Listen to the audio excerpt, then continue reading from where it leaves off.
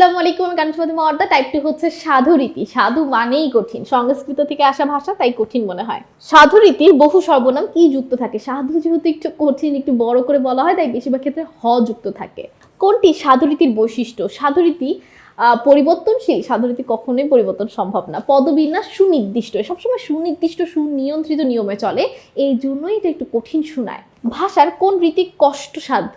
যেটা অবশ্যই সাধু, সেটাই কষ্টসাধ্য। কঠিন জিনিস উচ্চারণ করাই তো কষ্ট। সাধু ও চলিত ভাষার কোন কোন পদ বিশেষ রীতি মেনে চলে? সর্বনাম ও ক্রিয়াপদ। ভাষার কোন রীতি তৎসম শব্দবহুল? তৎসম মানে সংস্কৃত, ঠিক আছে? তো সংস্কৃত থেকে সাধু ভাষা এসেছে দেখি, সেটা কঠিন। কোনটি সাধু ভাষা রীতির বৈশিষ্ট্য? তৎসম শব্দবহুল। কোন ভাষা রীতির পদবিন্যাস সুনিয়ন্ত্রিত ও সুনির্দিষ্ট বা অপরিবর্তনীয়? উত্তর হচ্ছে আমাদের সাধু ভাষা। সাধু ভাষায় সুনির্দিষ্ট ও সুনিয়ন্ত্রিত নিয়মে চলে থাকে। সকলকে অসংখ্য ধন্যবাদ আমাদের সাথে এই পর্বটি করার জন্য। পরবর্তী টাইপে আমন্ত্রণ রইল। আসসালামু আলাইকুম, আল্লাহ হাফেজ।